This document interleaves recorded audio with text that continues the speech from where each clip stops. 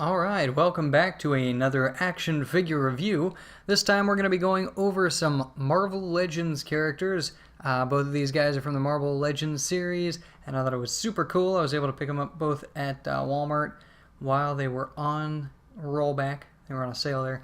And it is the male version of the Beetle and also the female version of the Beetle. I thought it was super cool that they were both there at the same time because, one, I've never seen the male action figure of the Beetle. He's from the Vulture set, which I think just came out recently, but I could be wrong. The female version here is from the Absorbing Man set, which was pretty old, I think. The box is kind of worn out. It looked like it was like one of the last ones there. I've seen it quite a few times before, but I wasn't really interested until I saw that they also had the other version and figured I'd pick them both up at once. So, yeah, we'll just do a quick review of both of these guys.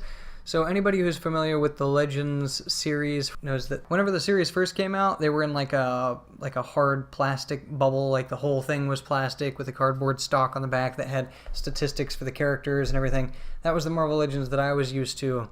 And then they launched probably a few years ago. They came back because the series had been discontinued, and then at first their quality kind of sucked, and then they slowly rose back to similar to where they used to be. The original Legends series was super high quality characters. You had tons of points of articulation.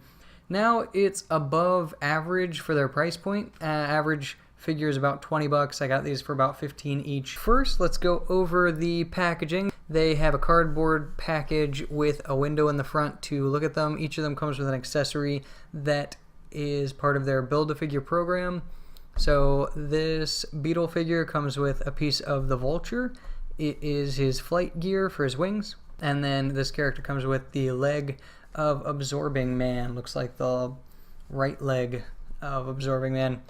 And then usually the character's name is down here. Both of these characters, I guess, were not popular enough to get their own name listed. They're part of the optional characters. So this one, Beetle, is part of the Sinister Villains, which you could get either him or Tombstone or Beetle. And then this Beetle could also be swapped out with Speed Demon. I think you could get either of those figures and get the same part. That way you don't have to collect this character if you didn't want it. And that is part of the Superior Foes of Spider-Man right here. On the side, it usually has a picture of the character that's in the box, but since these are interchangeable, there's one on either side. So Speed Demon on one side, Beetle on the other. And then on the back, it has a brief description of what the character's background would be. Again, since these are general, the female Beetle says, "Obsessed with personal glory, these superpowered anti-heroes fight for any team that gets them ahead." And then over here, with optional Tombstone or Beetle, it says, "When the battle for justice is underway, artificial enhancements make these villains stronger, faster, and even more of a threat." So they try to make a general blurb instead of some specific information about their background. At the bottom of each character card here, it's got the rest of the line for that wave and showing all the different characters you can get, and then the Build-A-Figure here at the end. So you got the Vulture and then Absorbing Man after you've collected all of them. And nothing on the bottom. On the top, it has a general symbol that kind of tells a little bit about what set you're getting. So some sets have like Captain America shield or Ant-Man symbol or something. They kind of signify which Build-A-Figure set you're getting into. So although these guys are from completely different waves, they have the same Spider-Man thing. I don't know if they're just generally Spider-Man villains. I don't really know much about these characters. I just love Beetles, so I figured, it was cool to have a character called the Beetle. So next, we're going to open them up, check out paint job, points of articulation, and general quality of the action figure. Alright, so these are the characters outside of the boxes, still within a little plastic piece here, so that I could show how they're secured in the box before we completely remove them. If I go over to the female Beetle here, looks like she is just stuck in this case, the encased plastic. And you go ahead and pull her out, and there's a plastic piece here that is attached. You can just pull that off though, not held in with any zip ties or anything. The wings are actually put into the box separately behind that plastic piece, and it looks like they pop onto the character with a socket. So you can pop that into the socket on the back, and then you're able to bend those into place. Okay, so yeah, there's that. I'm gonna put her to the side real quick. The leg is also just, you know, punched right in there. It doesn't have a twist tie or anything holding it in. And we don't have the rest of this figure, so, you know, we're not really going to worry about that. I don't really care for Absorbing Man anyway, so I wouldn't have any interest in collecting the rest of him. Just like any other Build-A-Figure, it's built to just be able to fit right together. So if you had the torso or lower body or whatever piece this would connect to, it'll have a socket where you just pop it right in. So there's that. Boop.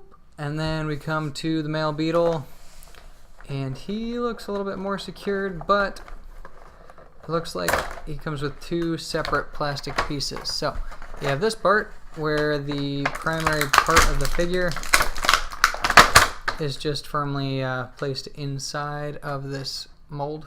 The rest of the pieces here are in a second piece of plastic. We've got the exoskeleton piece for the wings. Goodbye, sir. And then we've got the wings themselves. Burp. And just like the other one, it looks like it's actually like the same. Yep, that's the same. They used a little different plastic, a little bit more transparent plastic for this, but you can see the same design lines and stuff. So it's just a reprint of the wings, which doesn't really matter because, you know, they're both wings. So again, if I didn't show on the last one, it's got a little notch right here that just fits right into this hole on the back. And then same here, you got a little notch on the exoskeleton, and then it's going to fit right into this hole on the back. Alright, so these are the two figures outside of their packaging. You can see that the male Beetle looks a lot more filled out just because he has that extra carapace piece that kind of flanges off the side. The wings here are kind of, I don't know, it doesn't seem like as full of a figure, like there's something missing here. You can have her wings go up more, of course, or something, so, you know, do something like this, and it would look more natural. The problem that I was having was trying to place her in a position where she's going to stand for a prolonged period of time when it seems like she's a thin figure. Like her joints and everything are very thin, and her feet aren't super stable because of that. So having that big hunk of plastic just sitting on the back makes her not very stable figure. But the plastic is pretty lightweight on the back. Again, those pins that attach it to the back are very fine, so it felt a little like, I don't know, I was a little nervous that I was going to break them whenever I was placing them. Alright, so let's take a look at some of the articulation here. So let's go to the female Beetle first. So what you can see starting from the legs and moving on up. So we've got articulation here at the ankle. You can see that it moves forward and back. Since it's a newer figure, you know, it's a little bit stiff. But yeah, moves forward and back. You can see it kind of wiggles side to side a little bit. And then you have the knee here, and it's got two joints because the figure's so thin, they want to make sure that it can get a lot of movement. So that is quite a bit of movement. You can get that into some pretty cool positions, because it's got a joint at the bottom and top of the knee, and those are just hinges there. And then up to the thigh, you've got a pivot joint. It's kind of dark here, but you see that line there where the crease is. You can turn the leg there, and then it also has a socket, I believe, up in the leg there, so you're able to move the leg around like that. So there is a lot of movement in this leg here. You could probably get this character into a crouching position or something like that pretty easily, except that the foot doesn't really move far enough forward to be able to do that. That's about as far forward as you can go. So if you have this character squatting, it's going to be on its toes. There is no rotation at the hips, but you do have it right at the chest there. it's a socket, so you can move that thing all over. So that can give the character some versatility. And then you come to the shoulders, where you have a hinge and also a socket. So you're able to move that arm around pretty well. Let me see if I can move it out, because it seems a little resistant. You can't go any higher than that. And then of course you can spin it up if you want your arm to go any higher, like that. And then you've got a hinge right here, so you can move the arm. And then you've got a pivot as well, so you can move the arm around. And I think I might actually have this thing upside down.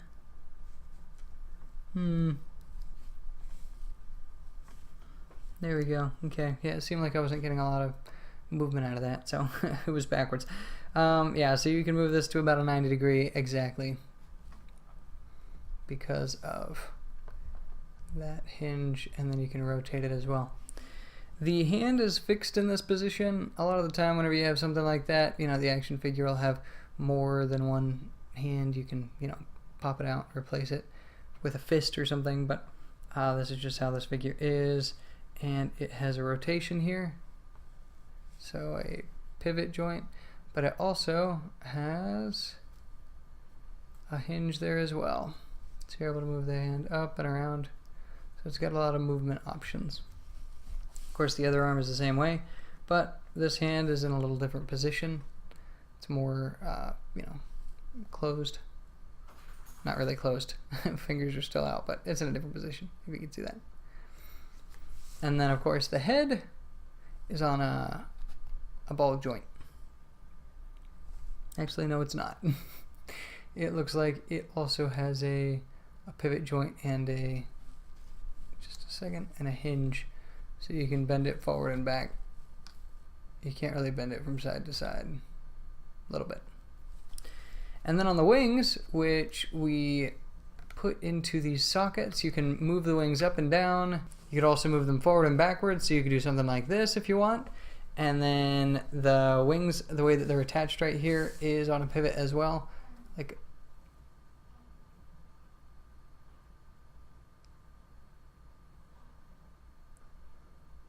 a pin. So you can move the wings away from each other as well if you want to spread it out a bit more. Alright, and then about paint job here.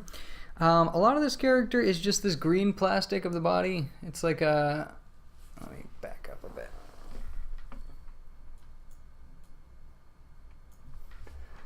A lot of this character is this green plastic. It looks like they're both pretty much the same. This one looks a little darker and less iridescent, but then you just have this purple paint on most of the character. It looks like the hands and the feet are just plastic, and they're like colored plastic in that purple color, because you can't see through the paint and see like green or anything. The rest of this character you can, and I don't know if I just got one with a bad paint job, because, you know, like last one on the shelf, but you can see that right here, this purple is a little different color than this one, because it looks like this forearm, since it's completely purple, is just molded in purple plastic.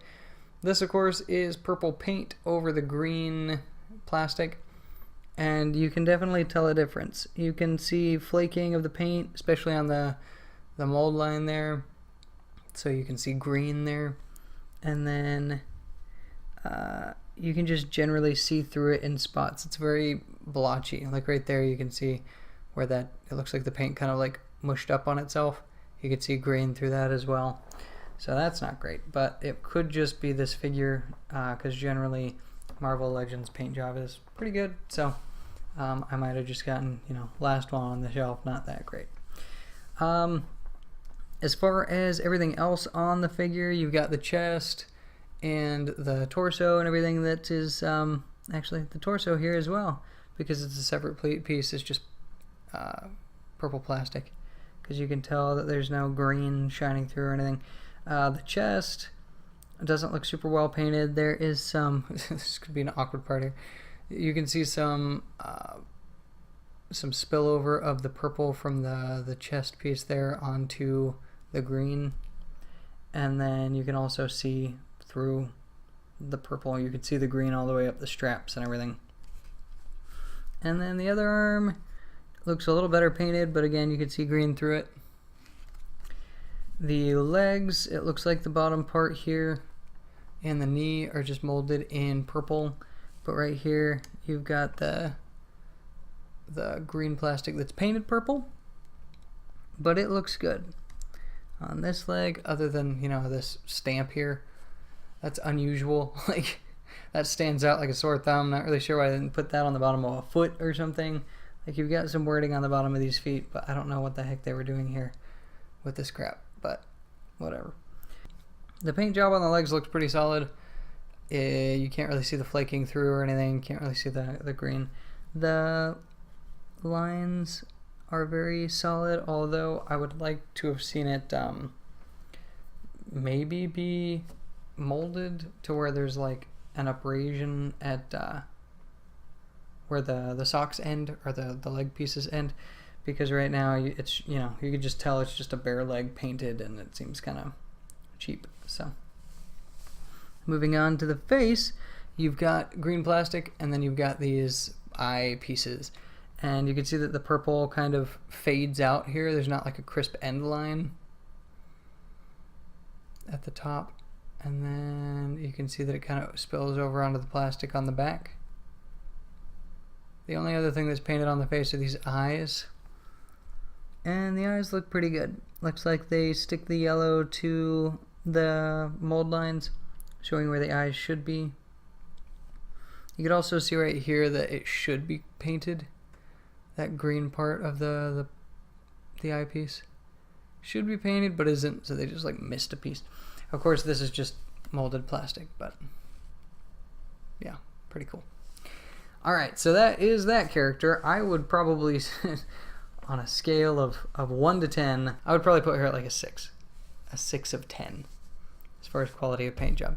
Alright, let's get this guy here. Whoop. Alright, so this is the male version of Beetle, and let's go over some of his points of articulation. So starting again from the foot here at the bottom, looks like he's got about the same types of articulation, but we'll go over it again. So we got forward, back, and then this guy, I don't know if the other one was supposed to turn at all because I couldn't get it to, but this one doesn't turn either. So forward, back, that's what it can do. And then you can turn at the calf, mid-calf here, where the boot ends. That wasn't the case for the other one. You do not have that type of movement on this leg. But when you come up to the knee, you also have double joints here, if you can see them. And that means that you get quite a bit of movement on the leg again. And then you've got another pivot here halfway up the calf, which you can use to pivot this character's leg back and forth. And then this character also has a ball joint at the knee. Unlike the other character though, you also have some waist movement here. And you also have a, I guess that's a hinge at the torso. So that's neat. And then whenever you come to the arms, you've got 2 points of articulation. You've got the hinge, and then you've also got the pivot joint here. You also have a second pivot joint here, which was not true of the other one either, right here. So this character gets a lot more articulation. The other one I would say is good enough for posing and stuff, but this one just, you know, has more. He's also got a double joint at the elbow, which the other one did not have, but he only gets a little bit more movement from it. That's like a little bit more than 90 degrees, and then stops when fully extended.